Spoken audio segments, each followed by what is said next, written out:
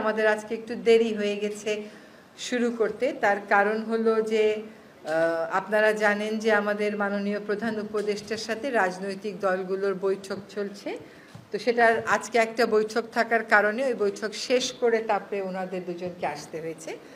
তো আমরা একটু সংক্ষেপে আজকে আমাদের উপদেষ্টা মণ্ডলীর বৈঠকে যে মোটা দাগের কথাগুলো হয়েছে সেটা আপনাদেরকে একটু জানিয়ে দিই। আজকে আমরা জলবায়ু সম্মেলনে যে বাংলাদেশের অংশগ্রহণ সেটার ব্যাপারে আমাদের উপদেষ্টা মণ্ডলীকে জানিয়েছি। আপনারা জানেন যে সরওয়ার্দী উদ্যানে একটা প্রকল্প চলছে স্বাধীনতার স্মৃতিকে ধরে রাখার জন্য। সেই প্রকল্পেরই একটা অংশ হিসেবে ওখানে একটি থানা, ওখানে ঠিক না, তার পাশে একটি থানা স্থাপনের কথা চলছে। তো সেটা নিয়েও আলোচনা হয়েছে। আর এমনিতে দেশের সার্বিক পরিস্থিতি নিয়ে আলোচনা হয়েছে। যদি আপনাদেরকে প্রথমে একটু বাকুর বিষয়ে বলি, আপনাদের মধ্যেও কেউ কেউ সেখানে উপস্থিত ছিলেন। অন্যান্য জলবায়ু সম্মেলনের মতোই এবারের জলবায়ু সম্মেলনটাও অনেকের অংশগ্রহণে অনুষ্ঠিত হয়েছে।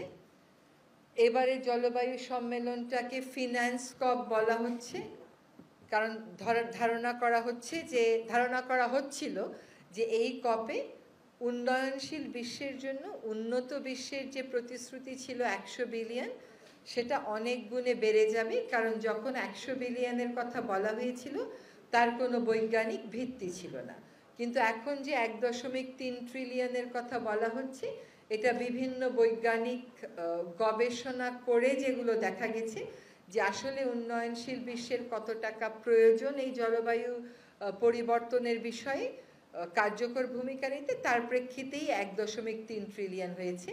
এখানে আরেকটা বড় প্রত্যাশা ছিল যে লস অ্যান্ড ড্যামেজ ফান্ড বলে একটা ফান্ড অ্যাক্টিভেট করা হবে। সেটা হচ্ছে যে আমাদের যে প্রাকৃতিক দুর্যোগগুলো হচ্ছে, আকস্মিক যেগুলো হচ্ছে প্লাস ধীরে ধীরে যেগুলো হচ্ছে, সেগুলোর ব্যাপারে আমরা যেন যে ক্ষতিটা হয় ওটা কাটিয়ে উঠতে পারি, তার জন্য একটি তহবিল গঠন এবং সেটার তহবিলটাকে একটা কার্যকরী রূপ দেওয়া।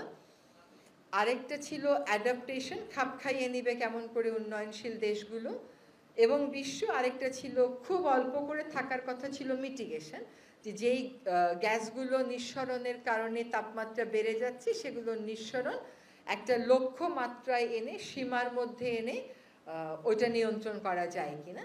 তো এইবারের আপনারা সকলেই দেখেছেন গণমাধ্যম কর্মী হিসাবে যে বেশিরভাগ দেশই, স্বল্পোন্নত দেশই আসলে এটার যে আউটকাম, যে সিদ্ধান্ত, সেটা নিয়ে এক ধরনের হতাশাই ব্যক্ত করেছে। এক পর্যায়ে এখানে স্বল্পোন্নত দেশগুলো সভাকক্ষ ত্যাগও করেছে। তারা পরবর্তীতে আবার জয়েন করে মোটামুটি একটা সমঝোতায় গিয়ে কিছু সিদ্ধান্ত হয়েছে। তো সিদ্ধান্ত হয়েছে যে 1.3 ট্রিলিয়ন যে টাকাটা, এটা সিদ্ধান্ত না, এটা আহ্বান জানানো হয়েছে সকলকে যে 100 বিলিয়ন থেকে 2035 সাল নাগাদ এটাকে 1.3 ট্রিলিয়নে নেওয়া যায় কিনা, বিভিন্ন সোর্স থেকে টাকা এনে। এটা একটা আহ্বান জানানো হয়েছে। আরেকটা বলা হয়েছে যে 300 বিলিয়ন অর্থ সাহায্য দেওয়ার একটা প্রতিশ্রুতি এসছে। তবে উন্নত বিশ্বগুলোর একটা দাবি ছিল যে এই টাকাটা যেন পাবলিক ফান্ড থেকে আসে, এটা যেন ঋণ হিসাবে না আসে, বা সকল ধরনের বৈদেশিক সাহায্যকেই জলবায়ু সাহায্য দেখিয়ে ট্যাগ করে যে দেয়া হয়, সেটা যাতে করা না হয়। তার মানে হচ্ছে একটা পরিমাণ, একটা কোয়ান্টিটি, একটা ধরন, কোয়ালিটি। তো সেই কোয়ালিটির ক্ষেত্রে আসলে তেমন কিছুই অর্জিত হয়নি। গ্রিন হাউস গ্যাস নিঃসরণের ক্ষেত্রে মিটিগেশনের যে কথাগুলো হয়, সেই মিটিগেশনের প্রক্রিয়াতেও আসলে গতবার যেটা বলা হয়েছিল যে গ্রিন হাউস গ্যাসের নিঃসরণ কমানোর জন্য তেল, গ্যাস এগুলো কি পরিমাণে কমিয়ে আনা হবে, সেটাও কিন্তু এসে এবারের সিদ্ধান্তে আর ট্যাগ করতে দেওয়া হয় নাই। লস অ্যান্ড ড্যামেজের ক্ষেত্রে কিছুটা অগ্রগতি হয়েছে। সেই অগ্রগতিটা হলো যে এই পর্যন্ত $750 মিলিয়ন মতন প্রতিশ্রুতি এসছে, কিন্তু এটাকে কার্যকর করতে আগামী বছর পর্যন্ত লাগবে। অর্থাৎ যেই বড় বড় মানদণ্ডের বিপরীতে গিয়ে আমাদের প্রত্যাশা ছিল, সেগুলো শব্দ হিসাবে ওখানে আসলেও সেগুলোর ব্যাপারে কোনো সিদ্ধান্ত যে বাস্তবায়নযোগ্য সিদ্ধান্ত, প্রেসক্রিপটিভ ডিসিশন সেরকম কিছু আসেনি। আজকে আমাদের সরওয়ার্দী উদ্যানের প্রকল্পটা নিয়ে আমাদেরকে 2 সপ্তাহ সময় দেয়া হয়েছে। এই 2 সপ্তাহ সময়ের মধ্যে আমরা ওখানে যে থানাটা স্থাপন করা এইটার ব্যাপারে বসে প্রকল্পটা একটু দেখে ওই থানার ব্যাপারে কি সিদ্ধান্ত দেয়া যায় 2 সপ্তাহ পরে ক্যাবিনেটে আমরা সেটা জানাবো। আর তাছাড়া অর্থ মন্ত্রণালয় যে মিটিংগুলো করেছে ওয়ার্ল্ড ব্যাংকের সাথে সেটার ব্যাপারে অবহিত করা হয়েছে এবং সেখানে যে সিদ্ধান্তগুলো হয়েছে সেগুলো বাংলাদেশের জন্য বেশ ইতিবাচক বলেই অ্যাডভাইজারি কাউন্সিলকে জানানো হয়েছে। এবং তারপরে আমরা কথা বলেছি যে আমাদের সাম্প্রতিক সময়ের ঘটনাবলী নিয়ে এবং সেগুলোর ব্যাপারে যখন আপনাদের একবারে প্রশ্ন আসবে তখনই উত্তর দেব। আর রাজনৈতিক দলগুলোর ব্যাপারে সাথে যে আলোচনা হয়েছে সে ব্যাপারে আপনাদের প্রশ্ন থাকলে মাহফুজ যেহেতু দুটোতেই উপস্থিত ছিল সে উত্তর দেবে। ধন্যবাদ। আমার আছে জি মাহফুজ বলতে পারো। আপনারা দেখেছেন যে বাংলাদেশে এক ধরনের উত্তেজনা আছে এবং এখানে ইসকন অথবা ইসকনের সাথে সম্পৃক্ত অনেকেই এখানে জড়িয়ে পড়েছেন এবং এছাড়াও বাংলাদেশের একটা বড় জনগোষ্ঠীর প্রতি এক ধরনের চাপ উত্তেজনা কাজ করতেছে। তো আমরা বলতেছি যে আমরা গভর্নমেন্টের পক্ষ থেকে যিনি নিহত হয়েছেন তার সেই বিষয়ে যে মামলা চলমান আছে, মামলা 2টি মামলা হয়েছে, আরও মামলা হওয়ার কথা রয়েছে এবং গ্রেপ্তার চলমান রয়েছে এবং ওখানে সরকার উদ্যোগ নিয়েছে যাতে কোনো রকম যারা এখানে পারপেট্রেটরস আছে তারা যেন কোনোভাবে ছাড় না পায়। এছাড়াও এখানে এই উদ্ভূত পরিস্থিতিতে বাংলাদেশে যে ধরনের সাম্প্রদায়িক বিশৃঙ্খলা তৈরির যেই একটা অপচেষ্টা ছিল, এই অপচেষ্টা বাংলাদেশের জনগণ, সবগুলো রাজনৈতিক দল এবং ধর্মীয় কমিউনিটি সবাই মিলে এটা রুখে দিয়েছেন এবং এই ক্ষেত্রে এই বাস্তবতায় গতকাল বিএনপির নেতৃবৃন্দ আমাদের ডক্টর মোহাম্মদ ইউনূস স্যারের সাথে দেখা করেছেন এবং আজকে জামাত ইসলামের নেতৃবৃন্দ দেখা করেছেন। তো ওনাদের দুইটি দল থেকে আমরা যেটা বক্তব্য পেয়েছি সেটা হচ্ছে মূলত এক ধরনের সামগ্রিক ঐক্য এবং বাংলাদেশের অখণ্ডতা এবং সার্বভৌমত্ব রক্ষার্থে জাতীয় স্বার্থে সবাইকে ঐক্যবদ্ধ থেকে কিভাবে এই পরিস্থিতি সামাল দেওয়া যায় এবং যে কোনো ধরনের সাম্প্রদায়িক উত্তেজনা এবং উগ্রতা কিভাবে রুখে দেওয়া যায়, উন্মত্ততা কিভাবে রুখে দেওয়া যায়, এই সম্বন্ধে সকলের সহযোগিতা ডক্টর মোহাম্মদ ইউনূস কামনা করেছেন এবং সবাই মিলে দুইটি দলই তাকে প্রস্তাব দিয়েছে, বিভিন্ন ইতিবাচক প্রস্তাব দিয়েছে কি কি করা গেলে সরকার আরো ভালো করতে পারে এবং তারা আগের মতোই সরকারকে সহযোগিতা করতে তাদের অবস্থান ব্যক্ত করেছেন। আর এছাড়াও আমরা যাতে বাংলাদেশে আগামী দিনে যাতে কোনো ধরনের সাম্প্রদায়িক শৃঙ্খলা অথবা কোনো ধরনের উন্মত্ততা না তৈরি হয় সেজন্য আমরা আমাদের জায়গা থেকে সব ধরনের স্টেক হোল্ডারদের সাথে কথা বলছি এবং আমরা বিশেষ করে আমরা লক্ষ্য করছি যে এই শুধুমাত্র ইসকনের ইস্যুটাই নয় বরং এছাড়াও মাজারে হামলার ঘটনা ঘটেছে। তো আমরা বলতে চাই গভর্নমেন্ট থেকে যে মাজারে হামলার ঘটনা আমাদের নজরে আছে এবং বাংলাদেশে যেখানেই গত 2-3 মাসে যেভাবে মাজারে হামলা হয়েছে এবং গত 1-2 দিনে হয়েছে এগুলো আমাদের নজরে আছে এবং আমরা এগুলো খুবই গভীর নজরে দেখতেছি এবং আমরা আশা করি যে খুব স্বল্প সময়ের ভিতরে আমরা এই বিষয়ে উদ্যোগ নিব যাতে যারা এই বিষয়ে মাজারে হামলার কারণে ক্ষতিগ্রস্ত হয়েছেন তারা যাতে এক ধরনের রিড্রেস পান। আশা করি এই বিষয়টা আমাদের নজরে থাকবে এবং আপনারা দেখতে পাবেন এই বিষয়ে আমাদের পদক্ষেপ। আর সামগ্রিকভাবে বাংলাদেশে যে ধরনের উত্তেজনা উন্মত্ততা চলতেছে এটা আমরা সবগুলো দল এবং সবগুলো স্টেক হোল্ডারদের সাথে মিলে বসে আমরা আশা করি এটা সমাধান করতে পারবো এবং আপনাদের সবার সমর্থন কামনা করছি।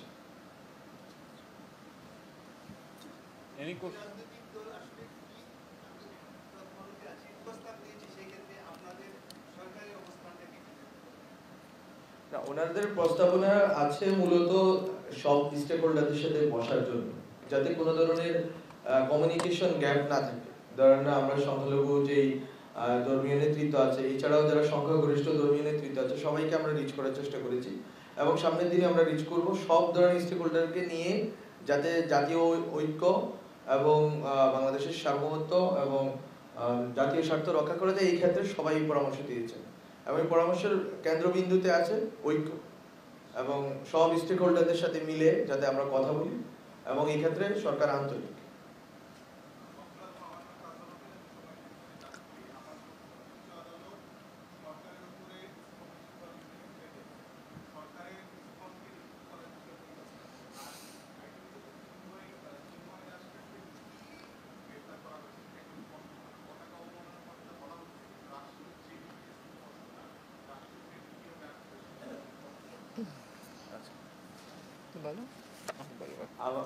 গভর্নমেন্টের পজিশন, এটা হাইকোর্ট ডিভিশনে আমি যতটুকু দেখেছি, হাইকোর্ট ডিভিশনে যে মামলাটি গিয়েছে ওখানে রিটের শুনানি হিসাবে সেখানে বলা হয়েছে যে গভর্নমেন্ট এই বিষয়ে উদ্যোগ নিচ্ছে, যেহেতু বলতো এটা হাইকোর্ট, আর হাইকোর্ট এটা গভর্নমেন্টের উপরে অর্পণ করেছে এবং গভর্নমেন্ট, আমরা মনে করি যে আমাদের দিক থেকে বাংলাদেশে কোনো সংগঠন নিষিদ্ধ করা,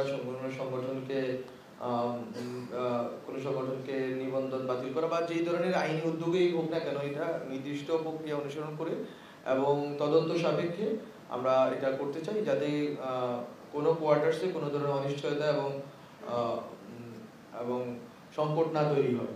তো এটা আমরা নিশ্চিত করব যাতে হচ্ছে সুষ্ঠু তদন্ত এবং সম্পৃক্ততা পাওয়া গেলে আমরা সেই ক্ষেত্রে ব্যবস্থা নেওয়ার ক্ষেত্রে আমরা মনে করি যে আমাদের অ্যাডভাইজারি কাউন্সিল আলোচনা সাপেক্ষে এটা আমরা সিদ্ধান্ত নিব।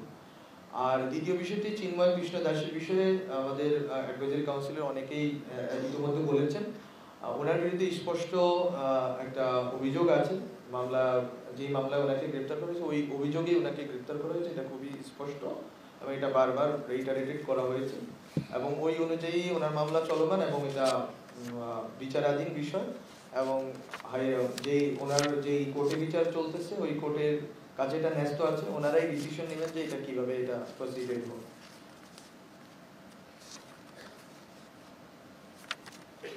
ওকে, জি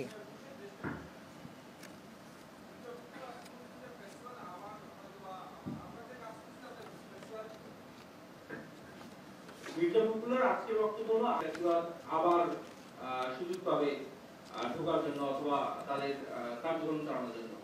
আর একটা প্রশ্ন হলো, জামাতের আমিরের সাথে আপনারা কিছুক্ষণ আগে বৈঠক করেছেন, সেক্ষেত্রে তিনিও বলেছেন যে নির্বাচনের জাতীয় ঐক্যের পর নির্বাচনটাকে তারা গুরুত্ব দিয়েছেন। বিএনপি এবং জামাত দুজনেই কিন্তু গুরুত্ব সহকারে নির্বাচন ব্যবস্থার কথাই বলতেছেন। সরকারের পক্ষ থেকে আসলে তাদের এই বক্তব্যের অবস্থান নেই।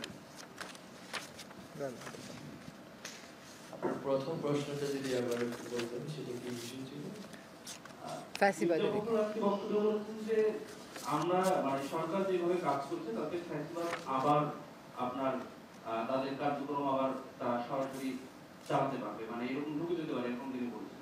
হ্যাঁ, এটা আসলে সরকার অথবা আমি মনে করি ওনার বক্তব্য আমি দেখিনি, সেটা আমি বলতে পারবো না, বাট আমি মনে করি যে সরকার, রাজনৈতিক দল, জনগণ কেউ এখানে আলাদা নয়, এটা কোনো অভ্যুত্থানের সরকার, এখানে সবারই দায়িত্ব আছে, সরকার থেকে শুরু করে রাজনৈতিক দলগুলোর, যে কিভাবে বাংলাদেশের অখণ্ডতা রক্ষা করা যায় এবং কিভাবে জনগণকে ঐক্যবদ্ধ ধরে রাখা যায়। তো সবারই দায়িত্ব এবং এই ঐক্যবদ্ধ ধরে রাখার প্রক্রিয়া জারি রাখলে আশা করি কখনই আর ফ্যাসিজম ফেরত আসবে। আর দ্বিতীয় প্রশ্নে জামাতের আমির ওনাই অথবা বিএনপি নির্বাচনের কথা বলেছেন, অবশ্যই নির্বাচনের বিষয়টি সরকারের নজরে আছে বলেই নির্বাচনী উদ্যোগ আছে, সার্চ কমিটি গঠন করার পরবর্তীতে নির্বাচন কমিশন গঠন করা হয়েছে, ওনারা শপথ নিয়েছেন, আরো অন্যান্য যে কার্যক্রম আছে সেটা কার্যক্রম চলমান আছে। বাট সরকারের দিক থেকে দৃষ্টিভঙ্গি হচ্ছে যে সংস্কার, যেটা বাংলাদেশের জনগণ যে জন্য জীবন দিয়েছেন, এই সংস্কারের একটা দৃশ্যমান প্রক্রিয়া হওয়ার পরেই নির্বাচন হবে। ফলত আমরা মনে করছি যে সংস্কার কার্যক্রম চলমান আছে, রিপোর্টগুলো আসুক সংস্কার কমিশনে, আর নির্বাচনী যেই কার্যক্রম ভোটার তালিকা হালনাগাদ থেকে শুরু করে যা, সেটা নির্বাচন কমিশন একটি সংবিধিগত প্রতিষ্ঠান, ওনারা ওই অনুযায়ী কাজ করে যাবেন। এটা এট সাম পয়েন্ট এটা রাজনৈতিক দলগুলোর সাথে কনসালটেশনের ভিত্তিতে এটা ঠিক হবে, এটা আপনারা দেখতে পাবেন। মির্জা ফখরুল ইসলাম সাহেবের বক্তব্যটা আমি পড়েছি, ওইখানে তো সরকার এমন কিছু করছে যেটা ফ্যাসিবাদের দিকে যাবে এই কথাটা বলা হয়নি। বলা হচ্ছে যে 3 মাসের মধ্যে এমন কিছু বক্তব্য দেয়া হচ্ছে বিভিন্ন জায়গা থেকে, যেমন পত্রিকা ঘেরাও করো। তো এই বক্তব্যগুলো আসলে উস্কানিমূলক এবং সেইগুলো গণতন্ত্রের দিকে যাবার পথটাকে তো আসলে সুগম করছে না। ওনার বক্তব্যের স্পিরিটটা আমি যেটা বুঝেছি সেটা হচ্ছে এই রকম, এবং সেখানে সরকার কিন্তু সরকারের অবস্থান স্পষ্ট করেছে। প্রথম কথা হচ্ছে যে রাজনৈতিক দলগুলোর সাথে যে আমরা আলোচনায় বসছি সেটা বেশ সৌহার্দ্যপূর্ণ আলোচনা হচ্ছে। তারা যে সুপারিশগুলো দিচ্ছেন, আমরা যে কথাগুলো বলছি, এটা পারস্পরিক যদি আস্থার সৃষ্টি না করতো তাহলে অন্যরকম ছিল, কিন্তু বারবার সভায় যেহেতু বসা হচ্ছে বোঝাই যাচ্ছে যে একটা আস্থার সৃষ্টি করেছে। আর নির্বাচনে যাওয়ার জন্য যে কথাটা বলা হচ্ছে, আমরাও বারবার বলছি নির্বাচনে যাব, এটা তো যেতেই হবে আমাদেরকে, এটা তো আমাদের কাজ। একই সাথে তাদের পক্ষ থেকে সংস্কারের জন্যও কিন্তু সমর্থন দেয়া হচ্ছে। এখন তাদের পক্ষ থেকে কখনো কখনো বলা হচ্ছে একটা সময় দিয়ে দেওয়ার জন্য, সেই সময়টার ব্যাপারে আসলে আমরা অবস্থান নিতে পারছি না। এই জন্য যে আমরা সংস্কার প্রস্তাব কি আসবে, সংস্কার করতে কতটুকু সময় লাগবে, এটা না জেনে তো নির্বাচনের সময়টা বলে দেওয়া যাচ্ছে না। তো বারবারই বলা হচ্ছে যত দ্রুত সম্ভব দিয়ে দেওয়া হবে। এখানে আরও দুটো কথা একটু বলার দরকার, যেটা আমরা আজকে আলোচনা করেছি। একটা হচ্ছে এই যে কিছু হলেই একটা উত্তেজনা ছড়িয়ে পড়ে, এটা নিয়ে আজকে আমরা কথা বলেছি যে সব কিছুই তো আলাপ আলোচনার মাধ্যমেই শেষ পর্যন্ত শেষ হয়। তাহলে প্রথমেই রাজপথটাকে বেছে না নিয়ে সরকারের সাথে আলাপ আলোচনা করলে মানুষের মনে যে একটা আশা, ওই আশার জায়গাটা আর সংকুচিত হবে না। আমরা আজকে ছাত্র সমাজ নিয়ে কথা বলেছি। এই যে শিক্ষার্থীদের এত বড় আত্মত্যাগের বিপরীতে, এত বড় আত্মত্যাগকে ভিত্তি করেই তো আমরা আসলে এখানে দাঁড়িয়ে আছি। সংস্কারের কথা বলছি, গণতন্ত্রের কথা বলছি, গণতন্ত্র সুগম করার কথা বলছি, বৈষম্যহীন সমাজ গড়ার কথা বলছি। তো সেখানে আমরা একটা আহ্বান আপনাদের মাধ্যমেও জানাতে চাই সকল শিক্ষার্থীদেরকে, যে মানুষের যে তাদের প্রতি আস্থা, এটা কিন্তু 5ই আগস্টের পরে আমরা আবার দেখলাম যখন বন্যা হলো, বন্যার সময় টিএসসিতে কি পরিমাণ ত্রাণ দেওয়ার ভিড় হয়ে গেল। মানে মানুষ একটা বড় আস্থার জায়গা খুঁজে পেয়েছে। ছোট ছোট বিরোধ নিয়ে এমন কিছু করা উচিত না যেটা আসলে আমাদের জাতীয় স্বার্থকে সমুন্নত রাখার যে লড়াইয়ে আমরা সকলে সামিল হয়েছি সেটা কোনোভাবেই প্রশ্নবিদ্ধ হতে পারে। শিক্ষার্থীদের উপর এই জাতি যে আস্থা রেখেছে, যে ভরসাটা রেখেছে, এই ভরসাটা যেন অক্ষুণ্ণ থাকে, এটা যেন আরও বাড়ে, আরও সুদৃঢ় হয়। সেজন্য যে কোনো বিরোধ, যে কোনো সমস্যার সমাধান সরকারের সাথে আলোচনার মাধ্যমেই যেন সকলে করেন, শিক্ষার্থী সহ, সেটা আমরা আপনাদের মাধ্যমে একটা আহ্বান জানাচ্ছি। আরেকটা কথা হচ্ছে যে আমরা বারবার এটা রিটারেট করেছি যে আমরা যে সম্প্রীতির কথা বলি এই দেশে, এই সম্প্রীতিটা সত্যিকার অর্থে আমরা মূল্যবোধ হিসেবে ধারণ করি। এই সমাজ সবসময় এটা মূল্যবোধ হিসেবে ধারণ করেছে। এটা যদি আপনারা গতকাল যে পরিস্থিতিটা শান্ত থাকলো এটাও মূল্যায়ন করেন, তাহলেও দেখবেন যে অনেক উস্কানি আসতে পারে, কিন্তু সহসা বাংলাদেশে এসব উস্কানিতে প্ররোচিত বাংলাদেশের সাধারণ মানুষ কখনো হবেন না। এবং বাংলাদেশের এই সাধারণ মানুষের যে স্পিরিটটা, এটা সরকারেরও স্পিরিট, যে এখানে কেবল আমরা সম্প্রীতি বলবো তা না, আমরা সত্যিকার অর্থে সম্প্রীতিটা স্থাপন করে দেব। এই জন্য যত আমাদের মধ্যে দূরত্ব থাকতে পারে, ভুল বোঝাবুঝি থাকতে পারে, দাবি দেওয়া থাকতে পারে, সেগুলো নিয়ে আমরা সকল সময় আলোচনা করব, প্রকাশ্যে আলোচনা করব, প্রয়োজনে তারা আসবেন, আলোচনা হবে। প্রতিটি অপরাধের বিচার হবে, অপরাধের বিচারের সাথে এই সম্প্রীতিকে আমরা কোনোভাবেই মিলিয়ে ফেলব না। এবং এই সম্প্রীতিটা যাতে এই সরকার আমরা যে কয়দিন দায়িত্বে আছি, এই সম্প্রীতিটার বন্ধনটা যেন আরও দৃঢ় হয়, আমরা সেটার জন্যই আন্তরিকভাবে কাজ করে যাব। সবাই প্রশ্ন করতে পারে।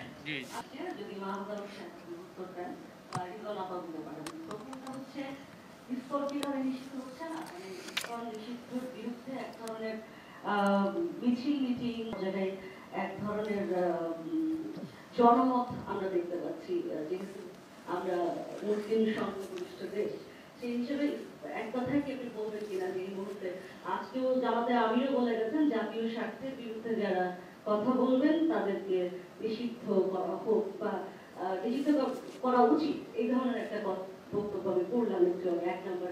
2 নম্বর হচ্ছে সংস্কার কমিটিগুলোর সুপারিশগুলো কবে নাগাদ আমরা পাচ্ছি? আমরা তো জানতাম যে এটা নভেম্বর বা ডিসেম্বরের মধ্যে চলে আসার কথা, সেটা কবে আসছে এবং সেটা আসার পরে আসলে কতদিন সময় নেবে? যেন আপনি বলছিলেন যে সেটা আসার পরে সিদ্ধান্ত যে নির্বাচন কবে হবে বা কিভাবে হবে। প্রথম মাহফুজ স্পষ্ট করেছে, জি মাহফুজ স্পষ্ট করেছে, আমি আবার স্পষ্ট করে বলছি, কোনো সংস্থা নিষিদ্ধ করার কোনো আলোচনা সরকারের মধ্যে হয়নি। দাবি অনেকেই উঠতে পারে, দাবির সপক্ষে মানুষ অনেক কর্মসূচিও দিতে পারে। ব্যক্তির অপরাধের সাথে সংস্থার অপরাধকে আমরা জড়িয়ে ফেলছি না। এখন একটা সুনির্দিষ্ট অভিযোগের ভিত্তিতে একজনকে গ্রেফতার করা হয়েছে, তার ব্যাপারে একটা আইনি প্রক্রিয়া চলছে, তিনি অভিযুক্ত হতেও পারেন, অভিযুক্ত নাও হতে পারেন, সেটা আদালত দেখবে।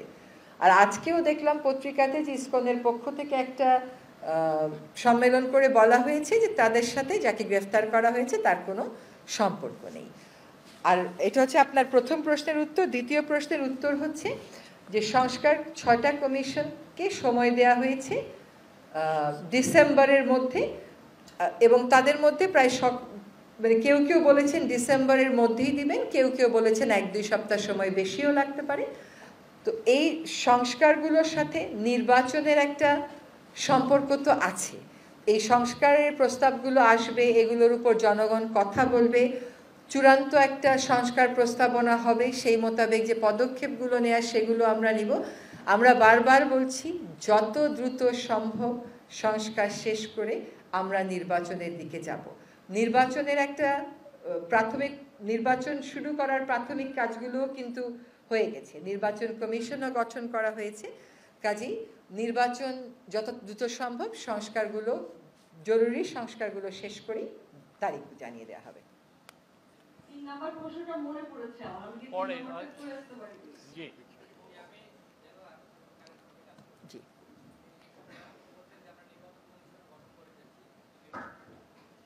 নির্বাচন সংস্কার কমিশনের যিনি প্রধান, তিনি বলছেন যে রাজনৈতিক দলগুলোর চাপে বিষয়টা আসলে কি রাজনৈতিক চাপে নির্বাচন করা হয়েছে নাকি আপনাদের কাজের বিষয়টি? আর দ্বিতীয় প্রশ্ন হলো যে আজকে যে শাহবাগ থানার যে বিষয়টি বলেছেন, এই প্রকল্পটি কিন্তু দীর্ঘদিন ধরে চলছে, 3 ধাপে এটা 3য় পর্যায়ে প্রকল্প চলছে। আসলে এটা শাহবাগ থানার চেয়েও কিন্তু এটা যে স্বাধীনতা স্তম্ভ, এখানে মানে বিপুল পরিমাণ অর্থ ব্যয় হয়েছে। আপনারা তো অপচয়ের নানা বিষয়গুলো দেখছেন, এবং এটা আগে এটা রিভাইজ হবে কিনা। পরিবেশ, আপনি যেহেতু পরিবেশের সাথে যুক্ত, এখানে আন্দোলন হয়েছিল পরিবেশ বিভিন্ন সংগঠনগুলো, মনে হয় আপনিও আন্দোলন করেছিলেন এখানে, যে গাছগুলো যখন কেটে ফেলা হয়েছিল, সেই গাছগুলো কেটে এখানে মানুষের নানা রকম কথা ছিল, ওইগুলোর ব্যাপারে কোনো কথা থাকবে কিনা, বা এই মূল কথা যে এই প্রজেক্টটা রিভাইজ করা বা এটার অপচয়টাকে পর্যালোচনা করা, সার্বিক মানে পুরো প্রজেক্টটাকে দেখা হবে কিনা। প্রথম প্রশ্ন কি ছিল? প্রথম প্রশ্ন, আচ্ছা, প্রথম কথা হচ্ছে যে আপনি যখন দায়িত্ব নেন রাষ্ট্র পরিচালনার, তখন নানামুখী চাপের মুখোমুখি আপনাকে হতে হবে, এটা তো অস্বাভাবিক কিছু না। কিন্তু নির্বাচন কমিশন যদি আমরা নভেম্বরে না করে জানুয়ারিতে করতাম, তখন একই প্রশ্ন করতেন আপনি। তো নির্বাচন কমিশন করতে হবে, করা হয়েছে, এটা একটা নিয়মতন্ত্রের বিষয়, নিয়মতান্ত্রিকভাবেই এটা করা হয়েছে, এটা কোনো চাপে করা হয়নি। চাপটা তো নির্বাচন কমিশন গঠন নিয়েছিল না, চাপটা হচ্ছে চাপ ঠিক না, দাবিটা হচ্ছে নির্বাচনের তারিখ দেন, নির্বাচনের রোড ম্যাপ দেন। তো কিন্তু নির্বাচনের কমিশন ঘোষণা করে ফেলেন, এটা কোনো চাপের বিষয় না, এটা আমাদের কাজের অংশ হিসেবে। আরেকটা হচ্ছে আজকে সরওয়ার্দী উদ্যানের যে পুরো প্রকল্পটা, এটা নিয়ে কোনো কথা হয়নি। থানাটা স্থাপন জরুরি মনে করছে স্বরাষ্ট্র মন্ত্রণালয়। স্বরাষ্ট্র মন্ত্রণালয়ে সেই দাবির প্রেক্ষিতে প্রকল্পটা যেহেতু আগামী বছর শেষ হয়ে যাবে, সেজন্যই আমরা একটু 2 সপ্তাহ সময় নিয়েছি। 2 সপ্তাহ আমরা একটু বসে দেখব যে এই থানাটা এইখানে হবারই উপযোগী কিনা। এখন আমরা বসে যদি এই প্রকল্প সম্পর্কে এমন কিছু জানি যেটা আমরা মনে করি ক্যাবিনেটে রিপোর্ট করা দরকার, সেটা আমরা রিপোর্ট করব। কিন্তু আমরা যতটুকু জানি যে সে সময় যে আমরা আন্দোলন করেছিলাম গাছ বাঁচানোর, তারপরে এই প্রকল্পে বেশ কিছু পরিবর্তন আনা হয়েছে এবং গাছ কাটা থেকে সরকার সরে এসেছে।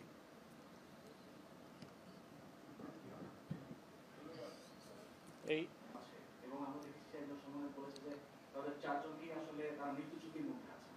এই বিষয়টা নিয়ে আসলে সরকার ভাবে দেখার আসলে কোনো সুযোগ নেই এবং এই সমন্বয়কেরা বিভিন্ন গুরুত্বপূর্ণ বিষয়ে জাতিকে যেভাবে ঐক্যবদ্ধ করার প্রয়াস চালাচ্ছেন, জাতির বিবেককে যেভাবে জাগ্রত করছেন, এটা নিশ্চয়ই অনেকেরই স্বার্থে লাগবে।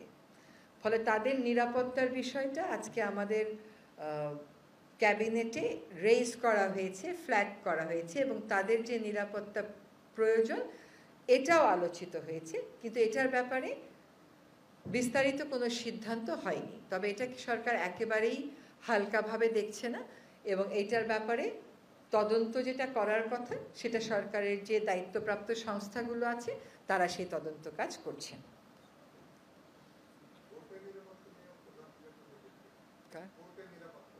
জি জি, সারা দেশের কোর্টের নিরাপত্তা নিয়ে কথা হচ্ছে। আসলে যেটা একটু আগে আমি বললাম যে সকলকেই সংযত থাকতে হবে এবং ধৈর্য ধরতে হবে। কারোর যদি কোথাও কারোর সাথে কোনো বিরোধিতার বিষয় থাকে, সেটা ব্যক্তিগত হোক, সামাজিক হোক, রাজনৈতিক হোক, এটা হিংসাত্মক প্রক্রিয়ায় প্রকাশ করলে আপনি যে ফলটা চাচ্ছেন সে ফলটা তো পাচ্ছেন না।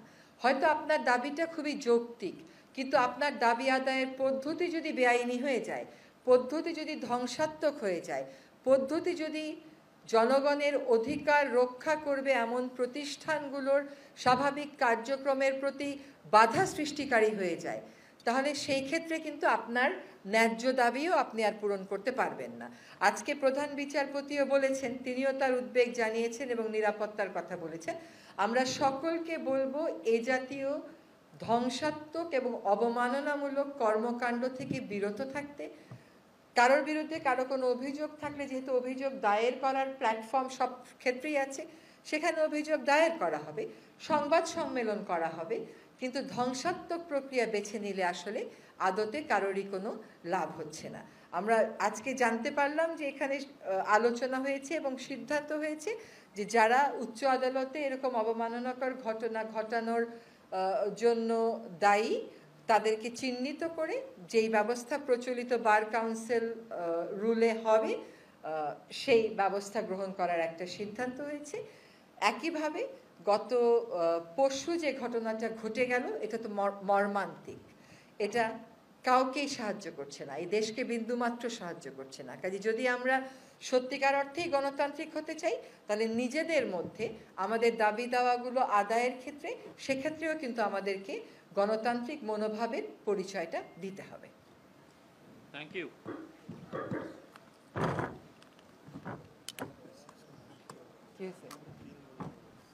আহারে।